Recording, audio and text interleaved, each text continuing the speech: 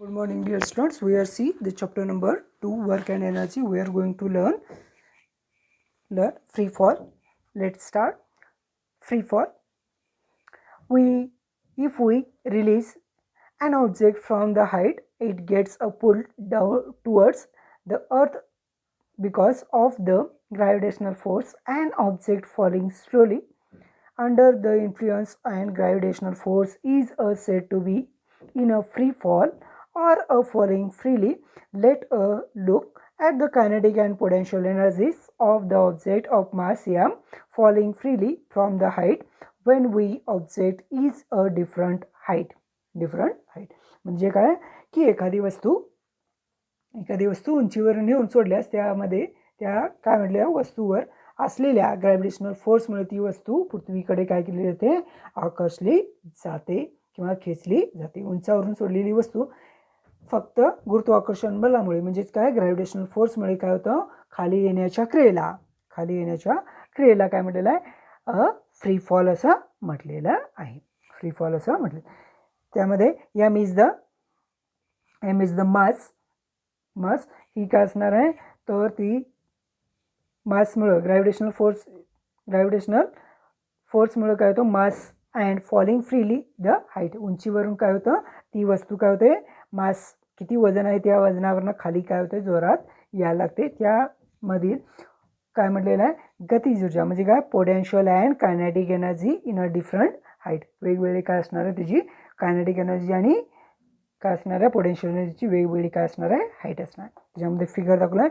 Free fall टॉपला आहे ए, middle आहे बी आणि डाऊनवर्ड असणार आहे सी. त्यानंतर बी आणि ए याच्यामध्ये काय असणार, डिस्टन्स जो आहे तो एक्स आहे आणि बी आणि सी मध्ये काय असणार, एच मायनस एक्स आणि ए सी हा डिस्टन्स किती असणार आहे, x.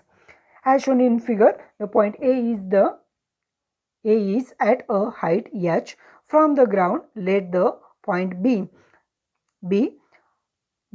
At the distance x. त्या बी मधलं काय असणार आहे, ए आणि बी मधला जो डिस्टन्स आहे तो काय असणार आहे, एक्स असणार आहे. व्हर्टिकली बिलो ए, खालून वर आणि वरून खाली याचा डिस्टन्स किती असणार, X. Let the point C in the ground directly below A and B याच्यामधला डायरेक्टली ए अँड बी मध्ये पडले असले तो काय असणार आहे, height. Let us the calculate the energies of the object A B and C. Object A, object B and object C. त्याच्यामध्ये आकृती दाखवल्याप्रमाणे ए हा काय असणार आहे, पॉईंट हा जमिनीपासून काय असणार आहे, याच्या उंचीवर असणार आहे. जमिनीपासून याच्या उंचीवर आहे. तर मास यम हे काय असणार आहे, ही वस्तू काय असणार आहे, ए आणि बी. त्यानंतर काय असणार, बी ए पासून बी पर्यंत आणि बी पासून ते सी पर्यंत काय असणार आहे, डिस्टन्स काय करणार आहे, कव्हर करणार. ए पासून बी पर्यंत येत असले ते तर त्याचा डिस्टन्स किती असणार आहे, एक्स असणार आहे. बी पासून सी पर्यंत येत असेल तर त्याचा डिस्टन्स एच मायनस एक्स इतका असणार. Point A and point B and point C ह्याच्यामधला डिस्टन्स आपल्याला एक्स, ए पासून बी पर्यंत असेल तर एक्स डिस्टन्स असणार, बी पासून सी पर्यंत ते बी एच मायनस एक्स. त्याच्यामध्ये when the object is stationary at A is the initial velocity is 0. Initial velocity काय असणार, stationery object A पासूनची stationery initial velocity काय असणार आहे, सुरुवातीचा वेग आपण म्हणतो. इनिशियल वेलॉसिटी म्हणजे काय, सुरुवातीचा वेग किती असणार आहे, 0 असला तर त्याचा फायनल वेलॉसिटी पण काय असणार आहे, 0 असणार आहे. म्हणजे इथं काय, kinetic energy is equal to half multiply by mass into velocity. Kinetic energy to half M V square. Half is equal to mu square. Kinetic energy is equal to u square, 0 square into m. 0 into half is a 0. Kinetic energy is equal to 0. Potential energy is equal to, potential energy formula is mgh. Total energy is equal to kinetic energy plus potential energy. Kinetic energy is 0 plus potential energy mgh. Total energy is mgh. Total energy is mgh. म्हणजे ए पासून C पर्यंत distance energy किती असणार आहे, mgh. Let the velocity of the object B Vb when the reaches the point B having a fallen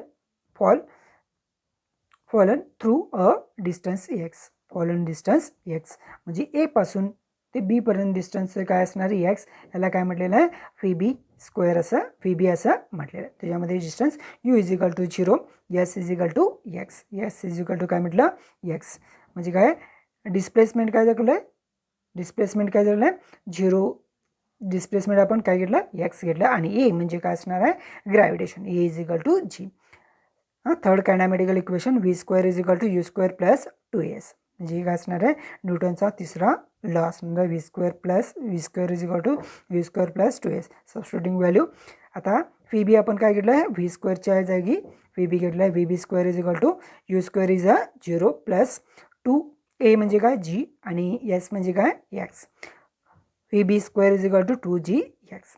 therefore kinetic energy is equal to half M V square. M V स्क्वेअरचं काय केलं M V B square is equal to half M into V B square म्हणजे काय असणार आहे 2g X. Kinetic energy is equal to M G S. S म्हणजे काय असणार आहे एस म्हणजेच काय असणार आहे X. Height of the object when the B is equal to H minus X. B is equal to H minus X म्हणजे B पासून डाऊनवर्ड्स बॉटमपर्यंत येते वेळी तो डिस्टन्स काय असणार आहे H minus X. Potential energy is equal to M G H म्हणजे काय असणार आहे एच म्हणजेच H minus X. Potential energy is equal to M G H minus kinetic energy M G X. Total energy is equal to kinetic energy plus potential energy. Kinetic energy आपण इथं बघितलेली होती. Kinetic energy काय होतं 2g X plus potential energy M G H minus M G x. याच्यामध्ये minus M G X and plus M G X काय झालं release झालं. Total energy is equal to M G H is the equation 2. Let the velocity of the object be V C.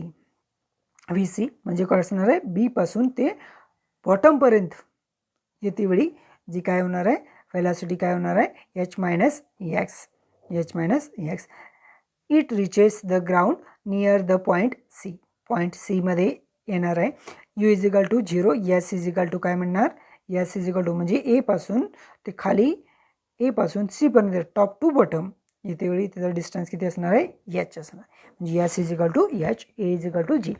Third kinematical equation V square is equal to U square plus 2as V C. आता V C म्हणजे इथलं बॉटमचा V C square is equal to U म्हणजे काय 0 square plus 2g आणि S म्हणजे काय H 2g H. Therefore kinetic energy is equal to half M V C square is equal to half 2m 2g H is equal to 2 and 2 cancel mgh. Total kinetic energy is equal to mgh. The height of the object from the ground of the sea. काय असणार आहे खाली C बिंदूपासून जमिनीपासूनची उंची सीच्या जमिनीपासूनची उंची किती आहे हे आपल्याला बघायचं. Height is equal to height काय झाला सी पर्यंत बॉटमला आला म्हणजे सी काय असणार आहे 0 असणार G H is equal to 0. Potential energy equal to M G H is equal to 0 म्हणजे काय पोटेन्शियल एनर्जी काय असणार खाली पडलं बॉटमला तर त्याची एनर्जी काय असणार आहे 0 असणार. Total energy is equal to kinetic energy plus potential. आता कायनेटिक एनर्जी म्हणजेच काय असणार आहे एम जी एच आणि potential energy is equal to 0. Total energy is equal to mgh is the equation 2. From the equation first, second and third, we see that the total energy of the object is the same at the 3 points A and A, B and C.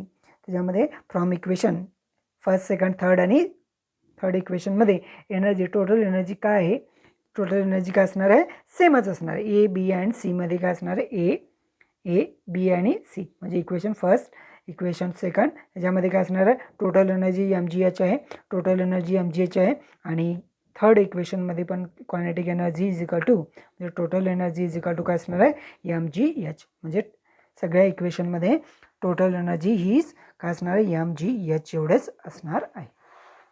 नंतर next one is thus the every object has a potential energy when it is a height above the ground and it keeps getting converts into kinetic energy as the object fall towards the ground. On the reaching the ground point C, all the potential energy get converted to kinetic energy, but at any point during the fall the total energy remains a constant. त्याच्यामध्ये कोणतीही वस्तू उंचावरून असताना त्यामध्ये काय असतं, potential energy ही काय असते, सारखीच असते, म्हणजे mgh एवढीच असते. वस्तू जर खाली पडत असताना त्यामधील कायनेटिक एनर्जीचं कन्वर्ट कशामध्ये होतं, तर पोटेन्शियल एनर्जीचं कन्वर्ट कशामध्ये होतं, कायनेटिक एनर्जीमध्ये होतं. जमिनीवर पडत असताना काय असणार आहे, पॉईंट सी पूर्णपणे काय होतं, तो कशामध्ये जातो, पोटेन्शियल एनर्जीमध्ये कन्वर्ट होतं आणि त्याचं परत कन्वर्ट काय होतं, potential energy gets converts into a kinetic energy, परंतु त्याचं आणि परत कन्वर्ट कशामध्ये होतं, कायनेटिक एनर्जीमध्ये होतं. परंतु कोणत्याही स्थितीत काय असणार आहे, पोटेन्शियल एनर्जी ही एकूण काय म्हटलेलं आहे, टोटल एनर्जी काय असणार आहे, इतकीच काय असते, टोटल एनर्जी आणि पोटेन्शियल एनर्जी ही काय असणार आहे, प्रत्येक ठिकाणी काय असणार आहे, सारखी असणार. त्यामध्ये therefore that is total energy is equal to potential energy plus kinetic energy. Total energy at a point A is equal to mgh plus O, mgh plus 0 is equal to mgh. म्हणजे first equation मध्ये total energy काय असणार, mgh ही first असणार आहे. Total energy is equal to point B, total energy of point B mgx plus mgh minus X, याच्यामध्ये काय असणार h, आणि याच्यामध्ये काय असणार आहे, याच्यामध्ये पण बी पॉईंटमध्ये पण काय असणार आहे, mgh, म्हणजे पोटेन्शियल एनर्जी ही काय असणार, टोटल एनर्जीमध्ये काय असणार आहे, सारखीच असणार आहे. सी पॉईंटमध्ये बॉटमला गेल्यानंतर सुद्धा total energy at point C is equal to 0 plus mgh and total energy is का mgh, म्हणजे काय असणार आहे, टॉपला पण तेवढीच असणार आहे, मिडलला पण तेवढीच असणार आहे आणि बॉटमला पण तेवढीच असणार, म्हणजे mghच फक्त असणार आहे. Next one is a power definition. Power is the rate of change of power is the rate of the power is the rate of doing work. Rate of doing work is a power. Rate of doing work is a power. Power is the rate at which a work is a done. Work is a done. म्हणजे काय म्हटलेलं आहे, तर आपल्याला work करण्यासाठी काय त्याला काय लागतो, तर रेट लागतो म्हणजे शक्ती लागते, त्याला काय म्हटलेलं आहे, पॉवर असं म्हटलं आहे. ते rate of which work is a done. W is equal to, W म्हणजे काय, watt, work, amount of the work. W is equal to amount of the work is done in the time T. Formula is power is equal to work upon time. Power is a symbol is P is equal to W upon T. The SI unit of the work is a joule. So the unit of the power is joule per second. It is called a watt. joule per second लाच काय म्हटलेलं आहे, watt. आपण electric current आपण कशामध्ये मोजतो, तर वॅटमध्ये मोजतो. म्हणजे आपण काय याला लाईट बिल जास्त येतं म्हणून आपण काय करतो, तर 12 वॅट, 6 वॅट, 7 वॅट, 9 वॅटचं काय करतो, बल्ब लागतो, म्हणजे वॅट आपण पॉवरसाठी वापरतो. 1 watt is equal to 1 joule per second. 1 joule per second म्हणजेच काय असणार, 1 watt. In this the industrial sector in a unit used measure power is called a horse power. म्हणजे इंडस्ट्रियलमध्ये काय केलं जातं, तर ते पॉवर मोजण्यासाठी काय वापरलं जातं, हॉर्स पॉवर म्हणून वापरलं जातं. ज्यावेळेला आपण मोटर घरामध्ये पाणी चढवायला वापरलं जातं ते हॉर्स पॉवर. त्याच्यामध्ये मोटरमध्ये काय असतं, हॉर्स पॉवर किती एच पीचं आहे, 2 HP असेल, 4 HP असेल, 8 HP असेल, ते एच पी आपण काय करतो बघतो. एच पी म्हणजेच काय, horse power. 1 horse power is equal to 746 watt. 746 watt. The unit of energy is commercial use in a kilowatt hour. काय केलं आहे की 1 किलोवॅट म्हणजे किती, 1 किलोवॅट म्हणजे किती, आपल्याला 1000 joule work in a perform in a 1 second in a 1 kilowatt power. 1 kilowatt hour. 1 kilowatt hour is equal to 1 kilowatt into 1 hours 1000 watt. 1 kilo म्हणजे काय, 1000 वॅट. 1 आवर्स म्हणजे काय, 60 इंटू 60 मिनिट्स इंटू 60 सेकंद. त्याला काय म्हटलेलं आहे, 3600 second is a 1000 second. 1 kilowatt is equal to 10 raised 3. 1 kilowatt watt hours is equal to 3.6 into 10 raised to 6 joule.